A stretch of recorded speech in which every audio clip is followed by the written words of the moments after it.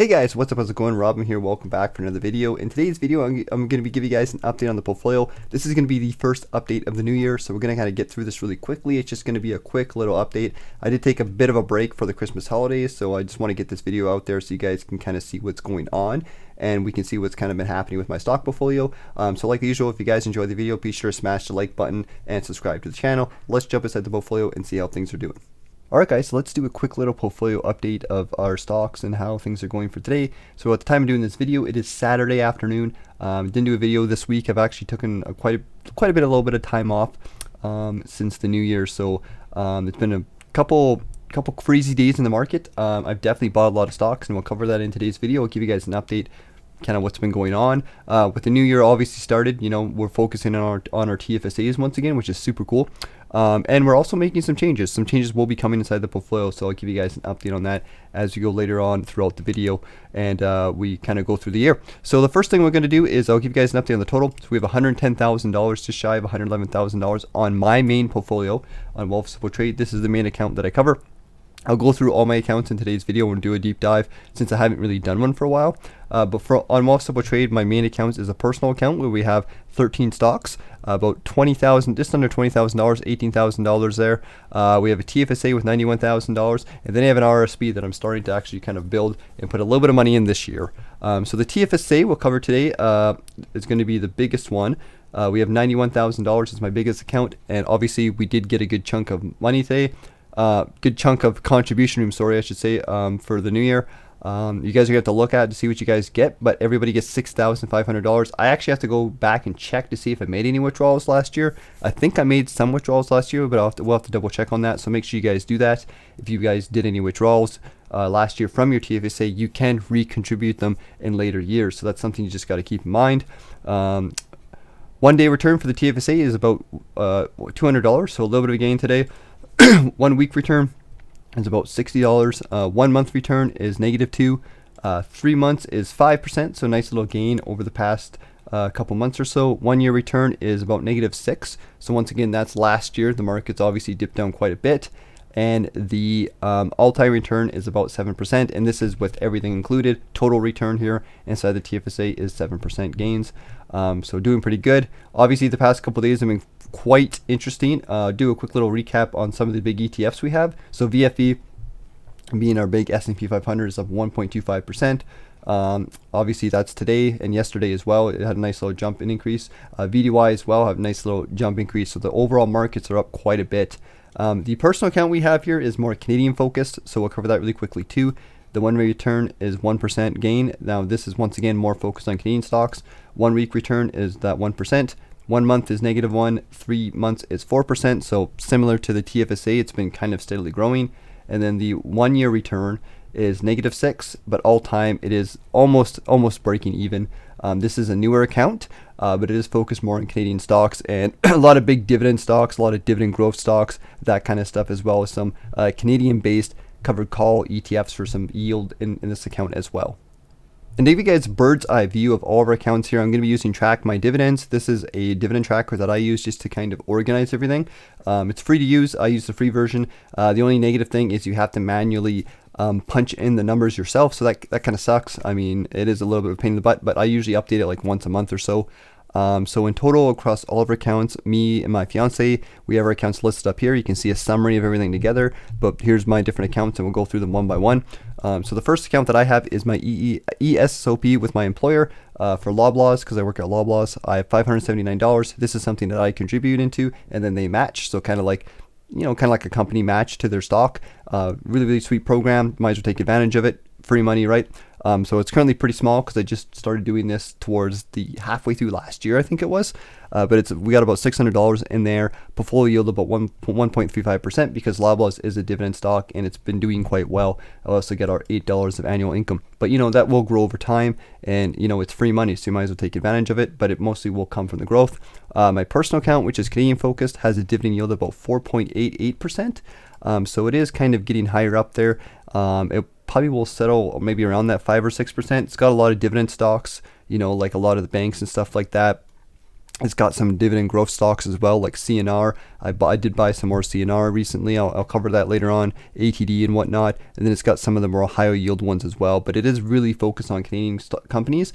And as we transition our portfolio this year, we're going to kind of focus probably, since I have more TFSA room for myself and my fiance has her TFSA room, I'm probably going to turn this account mostly 100% into a Canadian dividend-based portfolio, just so we can kind of be very tax advantaged when it comes to the dividends. I'm from Ontario myself, and I make below the minimum threshold to not have to pay tax on dividends. So it's actually kind of nice with that. And even if you guys do make a pretty good wage, the dividends are still actually pretty taxed pretty well. So definitely look at your countries, look at tax rates, because Canadian stocks actually have some really good tax advantages. Now here's my fiance's TFSA. I haven't updated this for a little while, but she's got about $11,000 or so, basically in 3 big ETFs like HYLD for income. She likes the income from that, VDY, and then VFE. So very super simple fund. She just, once a month or whenever she has some free cash, she just puts the money in there, and I will sometimes put some money in there as well.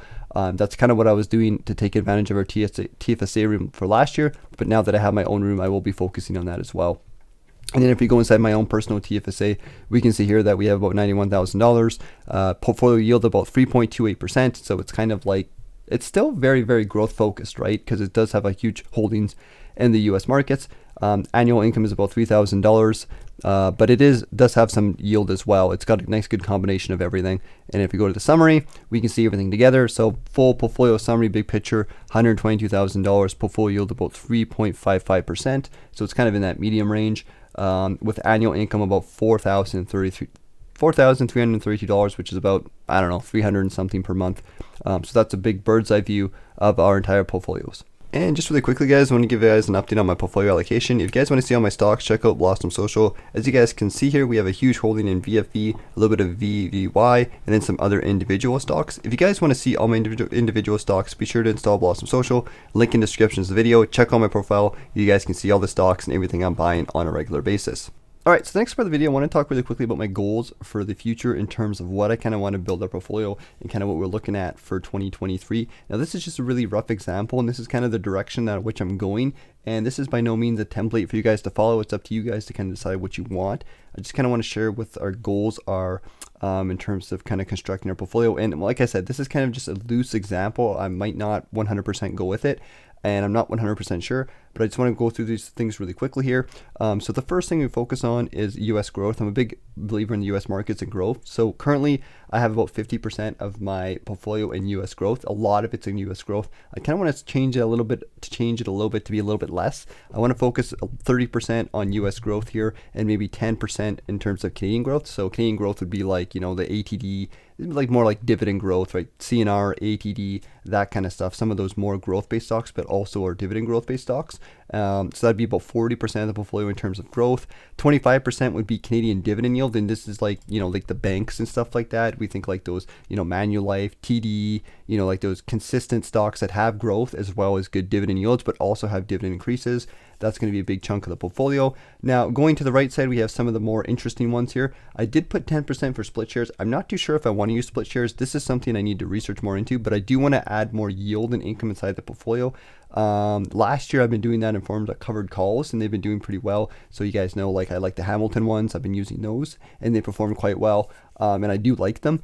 25% I'm kind of looking at right now, but the split shares I'm not too sure. Like, I've got to do more research. I might just use this more covered calls, or I might just change the 10% to go into the Canadian dividend stocks, or if I feel like I need more growth, I might do that. But I'm probably leaning towards putting the 10% here into Canadian dividend stocks maybe, and then having like a nice balance of like, have a little bit more in terms of Canadian dividend stocks, and then have the growth, and then have the covered calls as well, and have a nice balanced portfolio. But anyways, guys, this is just my thoughts on this. I want to kind of share with you guys my goals for the future, and just let me know what you guys think in the comment section in regards to this. I'll give you guys a quick little update on the buys I've been doing since the beginning of the month. I kind of put off buying towards the end of the month, because end of December, mostly because I kind of took some time off.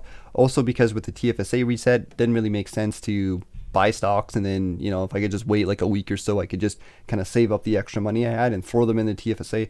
I think that's a goal for a lot of investors, and it's a smart goal, is max out the TFSA, you know, kind of save up a little bit of money and then get that done early as possible, because everything you earn will be tax free. Makes a lot of sense, right? So that's the kind of the goal here. We'll do a quick little update. I did buy quite a bit of stocks for the past couple days. I did have some money that I've been kind of holding off. So beginning of January, like I just mentioned, I gave you guys my portfolio pie, and I gave you guys my reasoning for kind of what we're doing. So obviously we have to make some adjustments there. So I did buy some HYLD inside the TFSA. I put about $500. I bought some VFE with some free cash as well. We put some of the free little, I had some fractional shares, so I just kind of put this in whatever. This was like VDY and TD, you know, nothing too crazy here. But the big buys, once again, I put another $500 in HYLD. So once again, trying to bring up those covered calls, because like if I want to have them to be like 20% or 25% or so of my portfolio, right now they're like 5 or 6%. So I do have a lot of buying to do. That's why I have been focusing on them. I bought some AQN, right? Kind of buying it throughout the dip. It has actually recovered a little bit over the past week or two, but I do believe in the stock, and I'll just trickling a little bit of money here and there into it. I did buy some CNR, some more dividend growth stocks as well. So I took some of the money, put it into the covered calls, but I also put some into CNR, the more growth-based stocks, because I'm going to have to build up my positions of ATD and CNR as well, because I don't have big holdings of those. And if I want to have like 10% of my portfolio in Canadian dividend growth stocks, I'm going to have to buy a little bit more. So I got a lot of work to do, basically. HYLD, once again, bought some more HYLD, some more ATD, some AQN again. And then we bought some fractional shares with the extra couple bucks we had there. So, you know, I think that was about maybe $1,000 or $2,000 there that I put into the market or so, give or take. And my fiance also put some money into her ETFs as well. So we're really working hard. We're trying to get the year set off right, and that's the goal here. I'll give you guys a quick little update on the dividends as well. I don't think we have any crazy dividends for January. We have a dividend from TELUS. January 3rd for $11, a dividend from TELUS again in our TFSA for $14, and then C&Q give us a dividend of $2.73. And I'll give you guys a quick little update on the dividend calendar so we can see what's going to be coming up over the next month. So we have quite a few upcoming dividends. I'll show you guys a tracker here. I like to just kind of see what's coming up here. So VFE is going to be giving us a dividend in January 7th, which I think is today actually, so that should pop in our account. So we'll get a nice big dividend from VFE. I'm not too sure how much it'll be, but it'll be a good chunk. We have VDY coming in. We have TD. We have we already got our TELUS, Severia Corp, HYLD, and HDIV will be giving us some nice dividends, as well as we already got CNQ, but we do have AQN. So it's going to be a pretty big month for January. We haven't gotten any of our dividends, but within the next day or two, usually it takes like a day or two for them to pop into our Wealthsimple accounts, and we'll take those dividends, and probably next Monday I'll just kind of keep with the plan kind of thing. So that's kind of the goal there. So not too many dividends yet, but January should be a pretty good month, all things considered.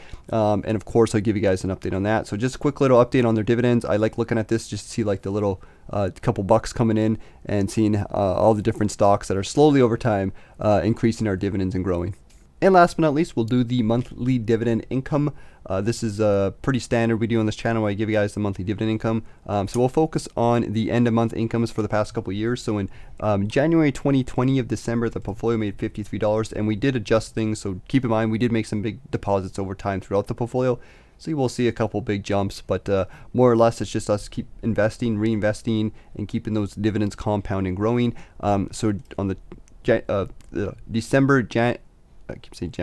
December 2020, we made $53, $54 in our very first year inside our portfolio, so it's pretty cool. Nice little gain there. On the month 24, which is the second year, December 2021, we made $167, so a nice little increase from the $54 we made in the first year. And then if we go to the third year, which we just finished up, month 36, December 2022, we combined made a total of $232, and I think that's accurate. I'm gonna have to double check that, but I'm pretty sure that's accurate.